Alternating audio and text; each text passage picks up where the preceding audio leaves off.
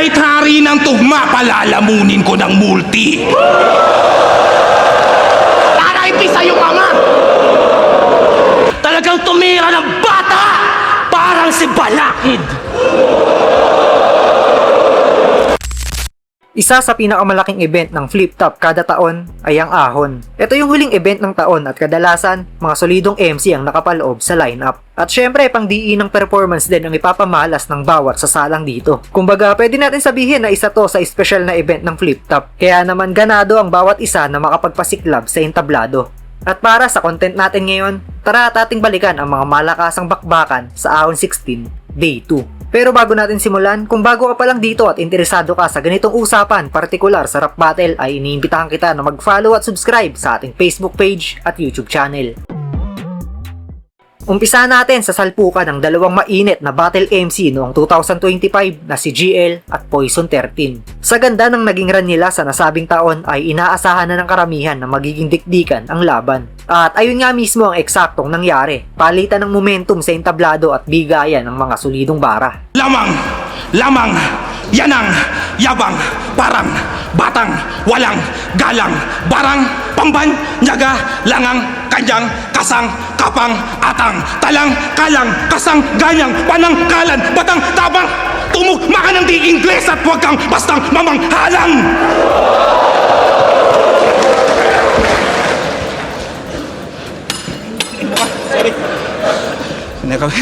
Sorry.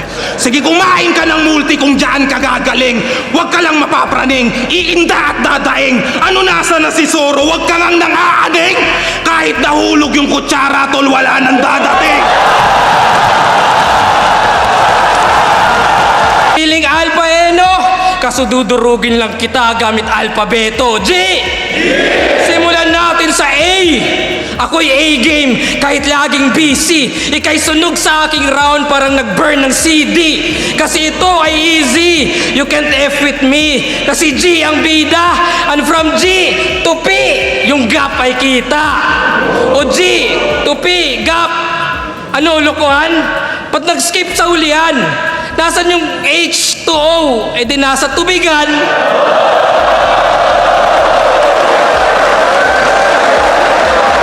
H2O, tubigan, tutugma sa dulo. Konektado yan sa'yo kasi ang lakas ng tulo. Dahil maraming nagsasabing, ako dito ang talo. Ngayon nyo pa ako binabayas? Aburido na nga ako. Eh yan ang trip kong dinudurog. Paborito ng tao. Si Sinyo nga di umubra nung nakipagtunggalian.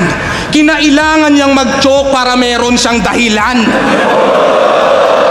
Siya nga nagulpi ng mabuti, tas hahamunin lang ng newbie, eh kahit hari ng tugma, palalamunin ko ng multi.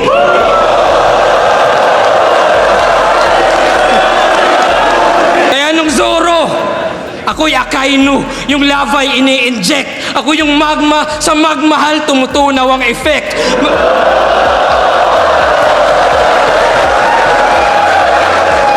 Mga tira ay direct sa chest o the enemy's attest. Kung si Ace, si Raffian, abay isisilid ka next. Walang tinitipid na flex. Pagkat ikaw naman si Luffy, yan ang similing the best. Pagkat kita nyo na meron siyang dinidibdib na ex. Cleopatra, hihingi ng drop sa poison para lamang pumatay. Anong para pumatay? Di mo na research ng maigi na ang lasong yon ang siyang tumapos sa kanyang sarili. Ginamit pampatiwakal nung siya'y natalot na pornada. Di dahil may pinatay, merong nilasot kinulata. Maluloko mo yung crowd, pati huradong kinontrata. Di yung tao na kung bakit may tattoo ni Cleopatra. Kung talagang galing sa future yung linyadang dala mo na nagsasabing matatalot, malalait mo ako? Bakit ako ang nakaisip na magpatato nito at inadya ng panahon para magamit ko sa'yo? Ngayong gabi gusto ko sanang magbahagi ng secret. Yung papa neto kahawig ni Article Clifted. Pero balita ko patay na siya. Condolence. Siya daw ay nahirapang huminga. Suffocate. Di ba nakikinig siya ng rap? Ayaw niya kay Kendrick. Gusto niya pang gangster daw. Ayaw niya sa mainstream kaya andun sa underground. RIP sa'yo, mama! Bawal malamya tsaka tamad, magulo ang gantong sining. Kung natulog ka sa pansitan, sa kangkungan ka magigising. Sa kahapon ikay mahina, alalahanin mo nang ikay matuto. Ang di lumingon sa pinanggalingan ay pinugutan ko ng ulo. Naging mainit din yung palitan ni Beatroom at EJ Power. Kupalan sa entablado pero naihahatid pa rin nila yung pinakamensahe na gusto nilang iparating sa mga nanonood. Naging maganda yung kabuuan ng battle, nagkakakonekta yung punto nila sa isa't isa at syempre nandun pa rin yung talino sa pagbuo ng pyesa. Wala akong respeto sa mga rapper na walang kalye sa katawan. Misa pinangalandakan, pero merong GL ng palo, malakas sa laro at kasama sa laban.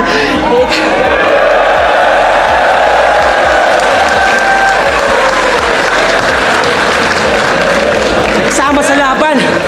Ikaw sundalo ng kano, sa estado kahalo, Pilipinong kasangkapan!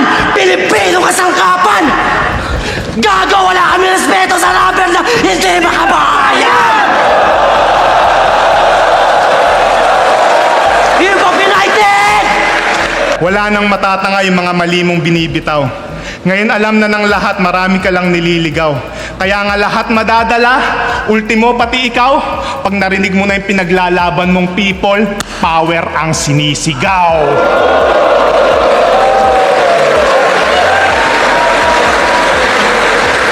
Ano? Malakas ba yung hakbang yung natututulan lang naman? Alam nyo makakamit lang yung pagbabago sa madugo na paraan. Kaya kung gusto nyo ng ganyan, humanda ang hukbong sandatahan, aktivista at buong mamamayan. Tara sabay-sabay natin na sunugin yung loob ng Malacanang.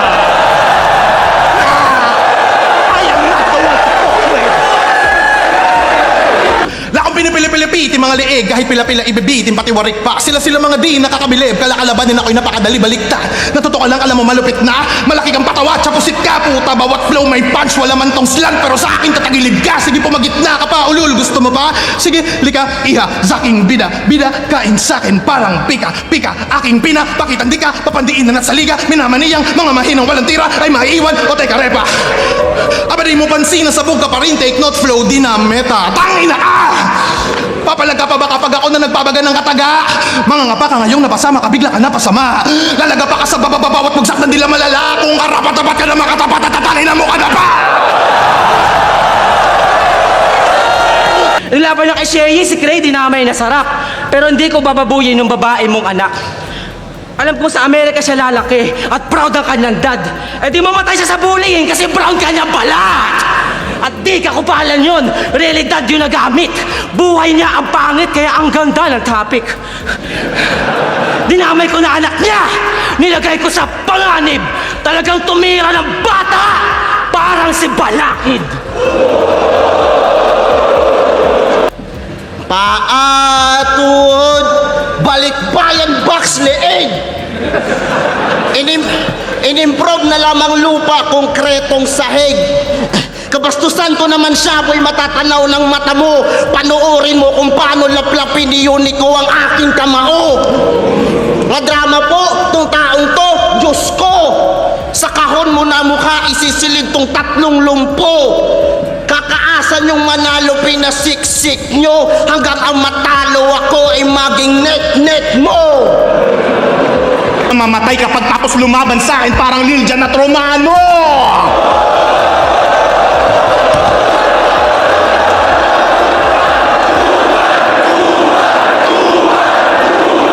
Ganon lang manggago. Dapat sure ang panalo. Magbanggit lang ako ng mga patay na tao. Boom! May bars na ako.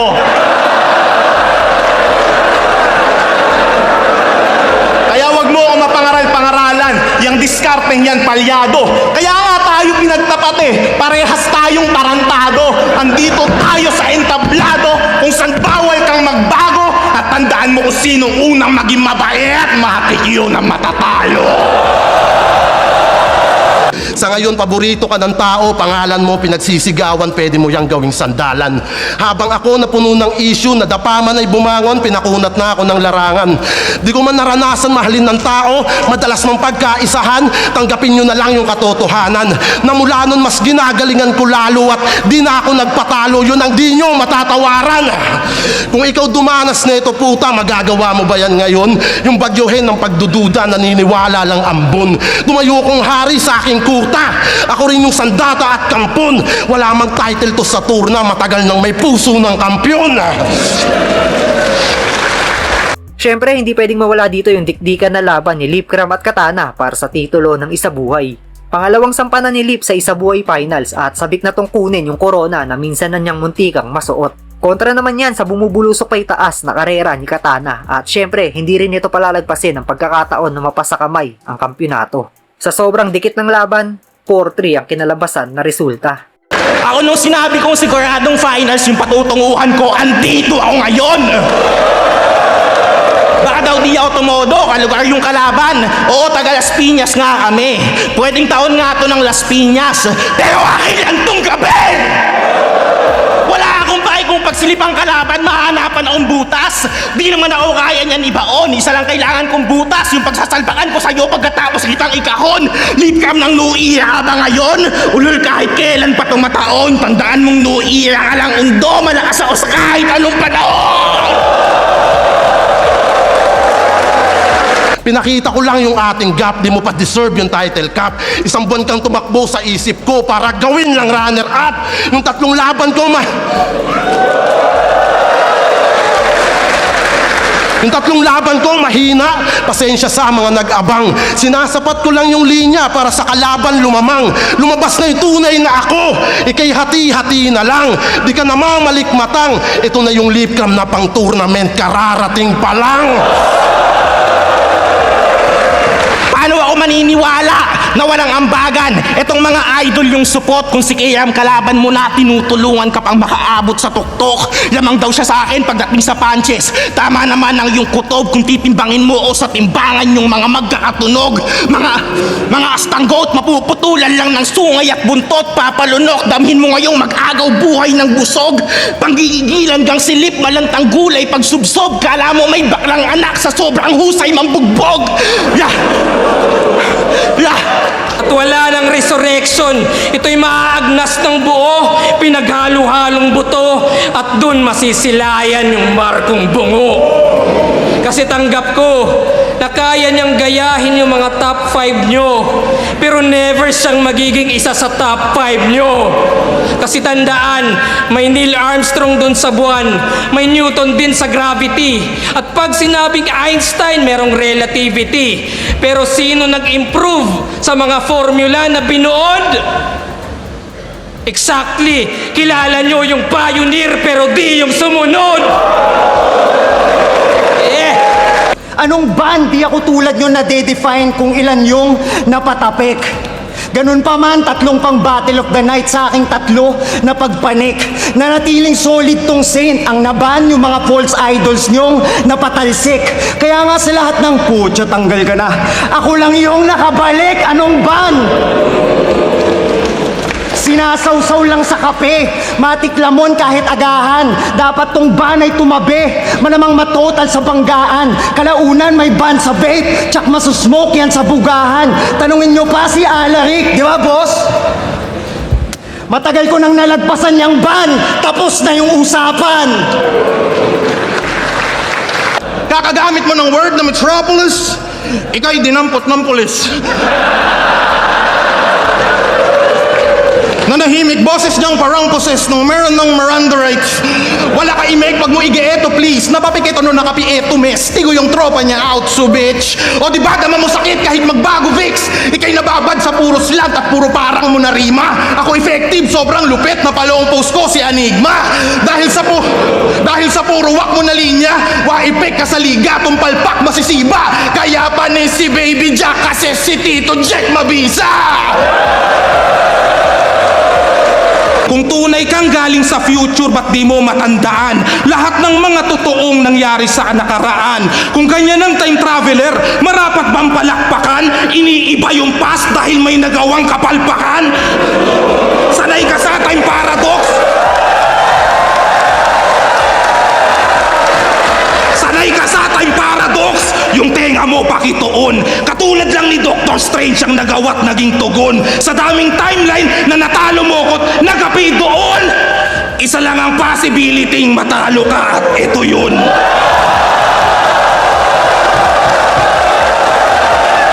Malalalim na linyahan naman ang ipinarinig sa atin ni Zentlok at Sayad. Wasakan din yung battle na to at naipamalas ng bawat isa sa kanila yung husay nila sa estilo na pinanghahawakan nila. Alam mo bang, sa tugon nilang naisip ay di ikaw yung pinupuri, tamang sumalangit yung papugay habang ikaw yung sinusuri, at kung ipipilit mong patnubay ang hilaw mong hinuhuni kay tunay na hibangat yung buhay mong hiramay dapat nang sinusoli ngayong ang kaharap mo tagamasid at tagahatid na batid mo bang seryoso to? Ilang dagat ang tinawid para lang masaid, itodo mo kung itotodo mo. Apo ng apo ni David manlilimahid, kahit gaano pa yan katotoo, baka pagkuntugin ko lang kayo ng putang inang lolo ng lolo ng lolo mo! Impluensya at kaparehas, nahihibang na ba kayo?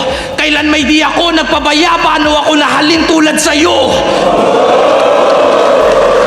Similar, mas mataas, ikaw sa akin ay baon. Mag-joke ka na lang kunwari para may irarason ka kapag tinalo kita ngayon. Dota Boys! Sige, mag-push kayo sa mid ng kakampi, diretso lang. Wala pang clue yung mga weak, mga naive at engot yan.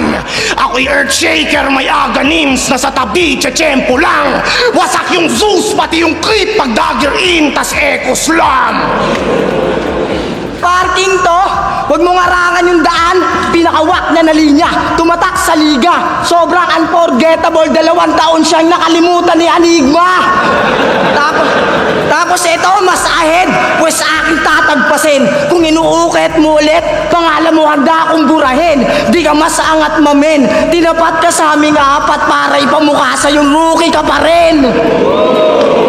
Kaya sa mga nagsasabing, sa kanilang kakayahan ako ay hindi aaro, andito ako sa harapan para ipakitang di ako yung pinakamahinang kalawok. Mula Jensan, Caloocan, walang preno, sinagasaan, isa-isang binaybay at kita nyo kung paano iniwanan.